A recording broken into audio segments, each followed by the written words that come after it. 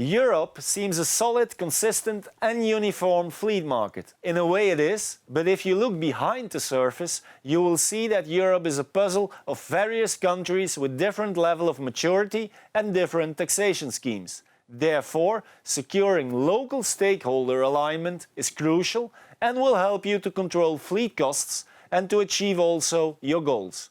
In this case study presentation, Wojciech REGUCKI, Emea fleet manager at AbbVie, will guide you through the building blocks of his strategy to match TCO efficiency with stakeholder engagement and driver satisfaction. Good afternoon, good morning everyone. First of all, I would like to thank for the opportunity to present our AbbVie fleet program. I have prepared a few points which should give you the overview of how our fleet program has been built and how it is executed on the local level. Let me introduce myself. My name is Wojciech REGUCKI. I'm an Emea fleet manager at AbbVie. I'm 38 years old, husband and father of little boy Maciej. I live in Krakow, in Poland. I joined AbbVie in June 2014, and since then I'm part of the Fleet Center of Excellence organization in charge of Emea region. Prior AbbVie, I was part of British company TCO, and I was responsible for the fleet in Central Eastern Europe and Turkey. So a few words about AbbVie. AbbVie is an American biopharmaceutical company with HQ located in North Chicago, with a long history in healthcare dating back to 1888 with company Abbott. In 2013, there was a separation from Abbott company and new company was launched as AbbVie.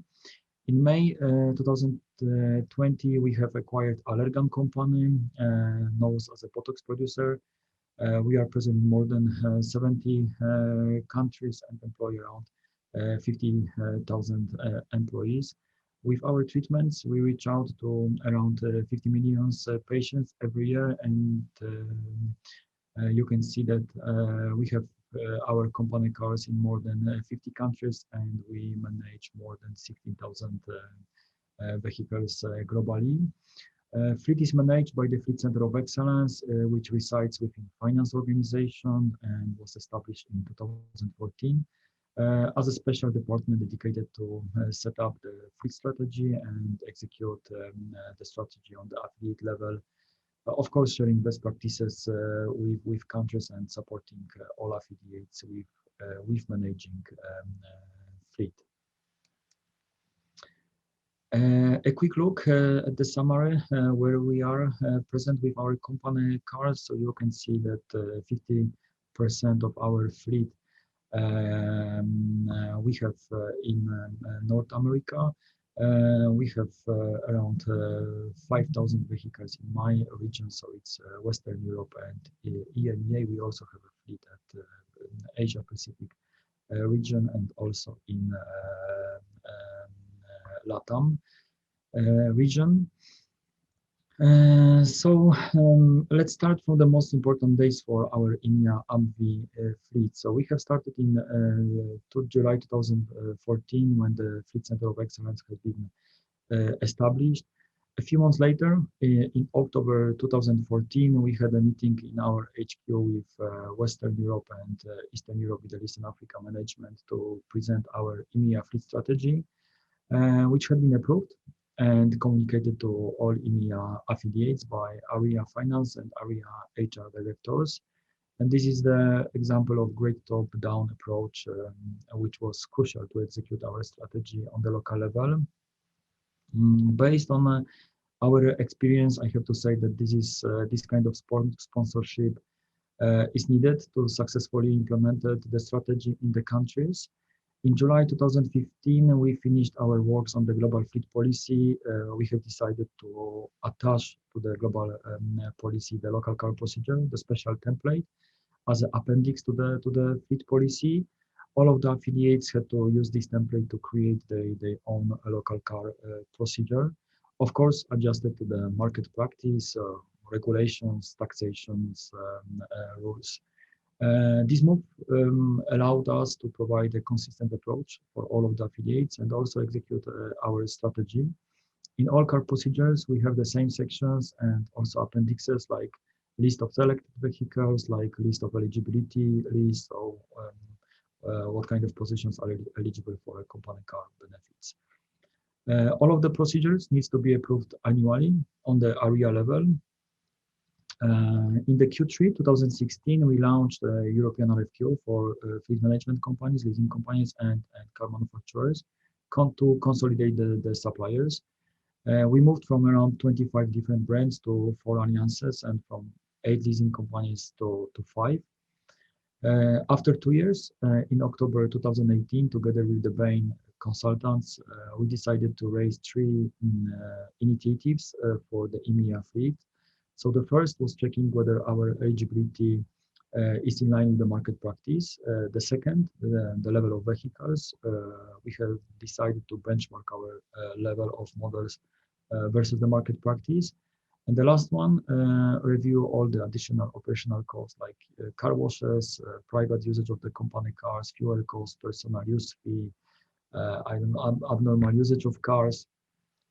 And in May 2020, the last date after the Allergan acquisitions, we reviewed our Emea fleet strategy and further consolidate the leasing companies from 5 to 3. And we have implemented 1 additional OEMs. The new commercial conditions had been approved on the global level and executed in all the local master service agreements. So let's take a look at the AbbVie Emea fleet strategy and our main pillars. So our Emea fleet strategy is mainly based on the operational lease scenario with 3 global players. For the affiliates with more than 100 vehicles, we have implemented multi-bidding solutions. The lease versus buy analysis needs to be conducted every years. We have also international agreements with the preferred car manufacturers, which covers all our needs in the regions. Of course, in terms of the market practice and employees' expectations. Our strategy is also based on the 2 very important pillars. One is a collaborative environment for making fleet decisions. Second one is working very closely with the local fleet champions, so local fleet managers or fleet specialists. For them, we have decided to organize a special workshop to show the best practices and increase the fleet knowledge. We have also implemented the annual fleet awards to recognize the individuals. We have also quarterly fleet newsletter and fleet website. The last 2 pillars are sustainability and safety. Of course, Emea strategy supports AbbVie commitment to reduce the CO2 emissions and also increasing the driver safety based on the minimal safety requirements and special safety program. The last pillar is still under developing is our AbbVie global fleet reporting tool. And hopefully by the end of the next year, we will be able to use this tool for increasing effectiveness of our fleet management. I would like to also share with you where we now and what we are going to do with our fleet. So as you know from previous slides, in 2014 and 2015, we did not have any fleet program in place. So no consistency among countries, a lot of different brands without any international agreements, no buy versus lease analysis. Our car procedures have been defined and approved on the local level. Now we have a very major fleet program, which is supported by the leadership team. We have absolutely great consistency among all the affiliates, and of course we can count on our partners, leasing companies and car manufacturers for, of course, their expertise and recommendations. Probably you will not be surprised by our future plans. So it's focused on mobility and further fleet electrifications. This is our plan for next 3-4 years. So now let's take a look at our main achievements. So first is eligibility review. So the project together with the Total Rewards and HR team, we reviewed all the market, Emea affiliates, whether our eligibility for the company cars are in line with the market practice. We also reviewed the amount of allowances. So the outcome is more than 300 allowances have been eliminated to 260 changes in the eligibility. 80 employees are eligible for the new allowances amount. And together with the eligibility analysis, we analyzed the level of vehicles which we provided for our employees versus the market practice. So in all Emea affiliates, the level of fleet had been adjusted to the market. For this exercise, we have used Willis Towers Watson and Mercer surveys dedicated to the pharma industry. And the third achievement is mentioned earlier stakeholders and engagement. The last is supplier consolidations, and being conscious of time. In the next slide, I would like to share with you the details of two, and I hope you will find them interesting. Here you can see the outcome of the benchmarking analysis. So this is only the example. However, we'll give you the idea how we check whether our company cars are in line with the market practice. We use for the comparison the purchase price of the car amount without any discounts and with VAT. This amount you can find in the benchmarking analysis provided in our case for the pharma industry. So all the surveys participants answer for the question, what is the maximum purchase price of the car which company provide for the certain positions or grade or group or positions like medical representatives or executive team. We compare our fleet to the median and 75th percentile to have an overview where we are and where is the market practice. In this example, you can see that the company cars are between median and 75th percentile. And this kind of analysis we have prepared for almost all Emea affiliates, and for the 2020 and 2021 car procedures, we proposed models which are 100% in line with the market practice. This project is a great example of one of the AbbVie leadership attributes, which is all for one AbbVie. So this is a great example of the cross-functional team, colleagues from finance, procurement, but also from HR and total rewards team had been involved to this project. And the second mentioned achievement is the supplier consolidation. In 2014, we had more than 25 brands, almost 10 leasing companies during 6 years. We had 2 regional RFPs based on which we consolidated our number of suppliers to finally 3 global leasing players and 5 OEMs. We have tier 1 and tier 2 approach. So for FMCs, we allowed affiliates to work with non-preferred suppliers only in the scenario where none of our preferred suppliers is present in the market.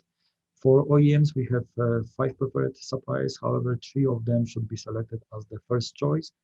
Each affiliate can select maximum 1 tier 2 in addition to tier 1 only when coverage or service network of tier 1 suppliers are not sufficient, or in case they represent lower TCO. And the suppliers consolidations allowed us not only to increase the discounts and bonuses, which you can see on the screen, the forecast of the bonuses, but also to increase our operational efficiency. And finally, I would like to share with you a few advices for the regional fleet strategy implementations. First of all, the right project team should be set up. Colleagues from HR, finance, total rewards, EHS, procurement should be part of the task force. This group needs to be supported by the leadership team for sure, who should be sponsor of this project. Global fleet strategy should be adjusted to the regional rules. Of course, local taxation, legislation, and market practice, and especially for the employees' needs. The strategy should be communicated by the sponsor of this project. The top-down communication is crucial to avoid future misunderstanding or confusions. Last but not least is building the long-term partnership with suppliers. Make sure that you will build the relationship with the suppliers based on the honest and transparency. They are your support. They are your advisor. Do not afraid to ask for their support with the implementation process. And that's all what I have prepared for today's presentation. I hope you will find some useful information for your fleet. Once again, I would like to thank Nexus Company for the invitation. Of course, stay safe, and hopefully we will have a chance to meet in person soon. Thank you, Wojciech REGUCKI from AbbVie, for the very interesting presentation and for your concrete tips to implement a strategy across Europe.